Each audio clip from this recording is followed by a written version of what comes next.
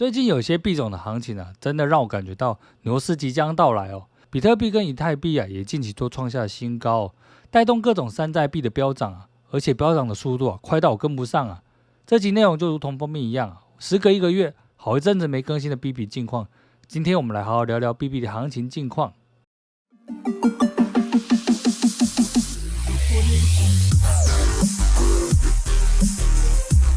嗨，我是蓝爸。如果你有被币币的最近上冲下洗的行情给影响到，最近还在观望的，你可以看完这支影片，我想对你会有不一样的看法。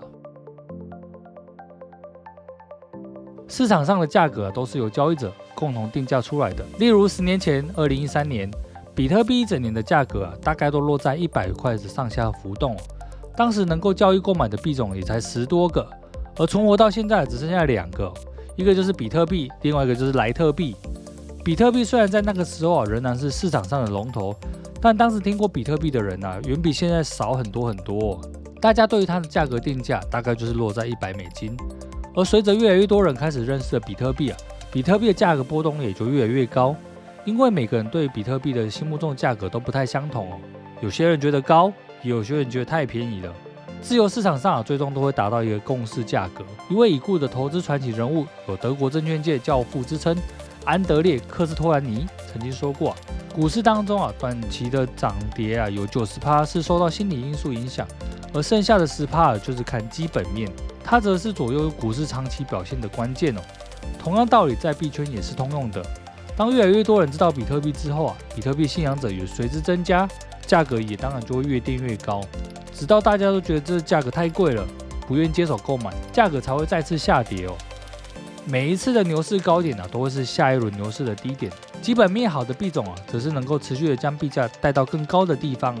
而缺乏基本面不被看好的币种通常都会被市场上淘汰汰弱留强，留下有价值的币种。币币从5月上链到现在6个月的时间不算长，但对于一个没有项目方的币种来说这半年是一个非常重要的关键时期是否能够留下足够多愿意持续为这个项目建设的人，社群能否经得起时间的考验持续运作，这都是一个非常好的观察时期我录了一个6个月以来币币的价格走势图给大家看看。币币除了刚刚上链那时期吸引了非常多人加入社群，也带动了价格的上升但狂欢派对结束之后不少人失去了新鲜感，又或者币价不如预期，选择离开了这个社群。直到最近大涨之后才又开始吸引进来一批新的持有者加入也有很多早期离场的朋友选择再次回到这个社群来，验证开头科斯托兰尼所说的，股市当中短期的涨跌有90%是受到心理因素影响，而剩下10%就是看基本面。币币大概有超过3/4的时间都是维持在低点的，而这段时间就是它建设基本面的耕耘期所以才有最近的夸张涨幅虽然这2周的币价又再次回落了不少，但持币地址与交易额持续的增加。如果你觉得币币这6个月的酝酿期非常的久，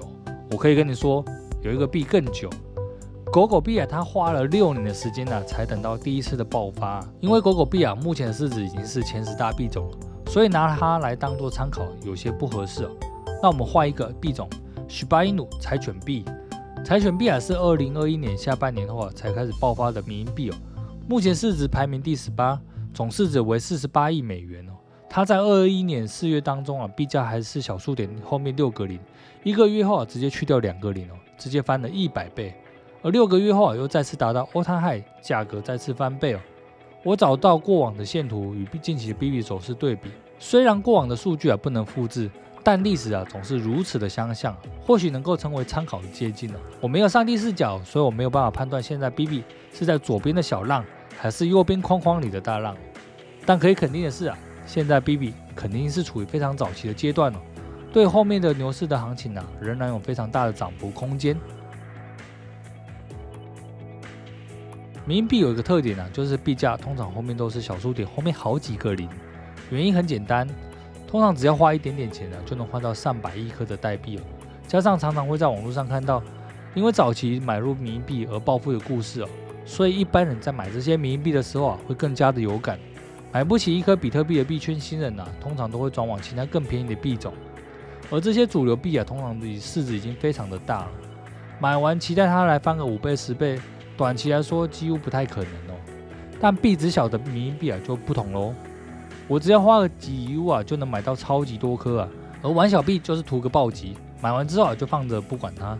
这些小币的涨幅回报率远远超过大家的想象只要你押中其中一个100倍、1000倍币就够回本喽，哪怕其他项目全部都亏，你还是赚了。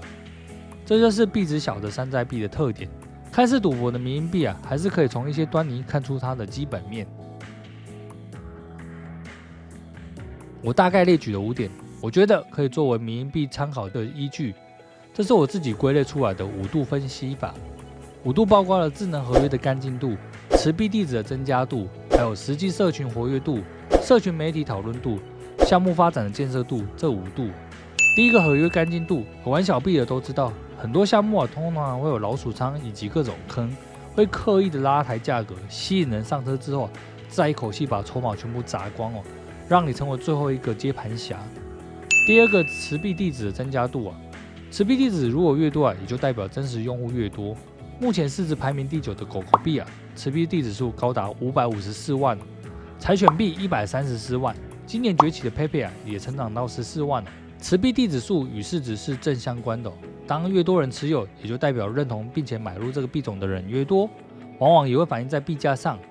实际社群活跃度这一点能看出是这个项目的公司强不强，可以在官方的推特、电报群、DC 群里面的互动看得出来。如果都没什么人互动交流大部分都以潜水居多，那这个项目的推广就相当的不容易了。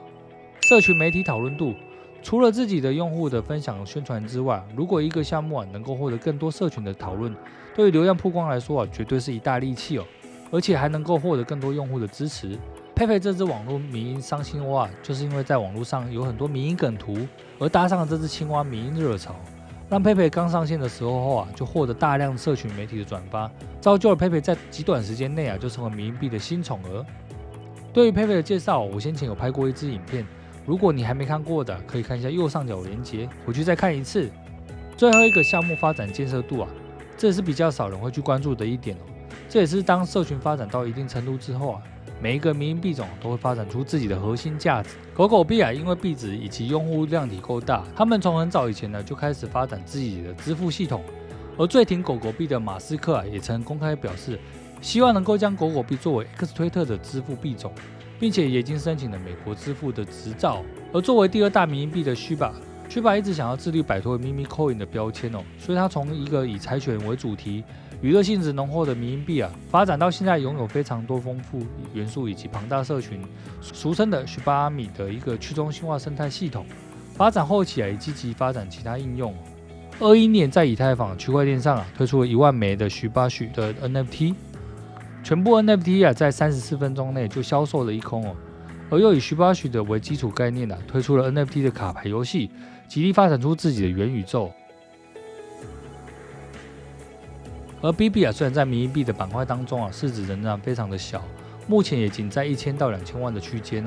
跟前面2大的迷因币相比还有着非常大的差距但我们还是可以从刚刚提到的那5点 ，BB 我觉得有几个点是非常优秀的表现第一个，合约干净度，这点也是毋庸置疑的。从上链第1天开始基本上合约的原始权限就已经全部丢弃了，这就是一个没有项目方的无主货币而持币地址最近也突破了33000个，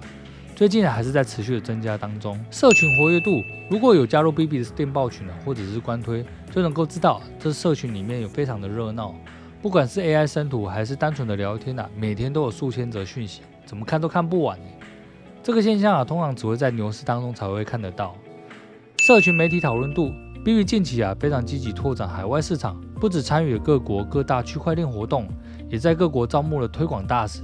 而几乎每周都有跟其他的项目去做 AMA 以及 Space， 都是为了能够让更多的用户认识 BB， 成功达到破圈的效果。最后一点，项目发展的建设度，因为 BB 目前的量体与用户仍然不够，所以还没走到这一步。但 BB 的发展核心就是文化输出，或许等到哪一天BB 的市值突破1个亿，甚至再减去2个0，那时候 BB 这个 IP 就能带给更多人一个信仰，因为这不是一个由项目方所建构起来的项目，而是集结网络上来自各国互不认识的持有者与建设者，一同把这个项目做大的无主货币如同我之前写过的一篇文章，这是一个大型的社会实验没有项目方去经营，全部都靠着志愿者与建设者，完全义务性的在帮忙经营社群，最后能不能真的成功啊，现在还言之过早。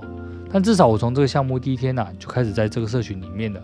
现在已经过了半年，虽然有些人已经离开了，但同时也有更多人加入进来。如果你看完这集内容，你对 BB 也感兴趣，你可以先加入社群，了解更多之后再审慎评估决定是否购买。台湾的朋友，你也可以加入我们的 LINE 讨论群，连结我放在下方资讯栏内，或者是加入 BB 的中文电报群。最后还是要说加密货币的投资极具风险，如果不懂请不要擅自投资，做好准备再进入到这个市场来。最后，如果你也喜欢这个影片记得帮我们按赞、订阅、分享，开启小铃铛，可以第一时间收到这频道的影片上架通知。我是蓝爸，我们下次见，拜。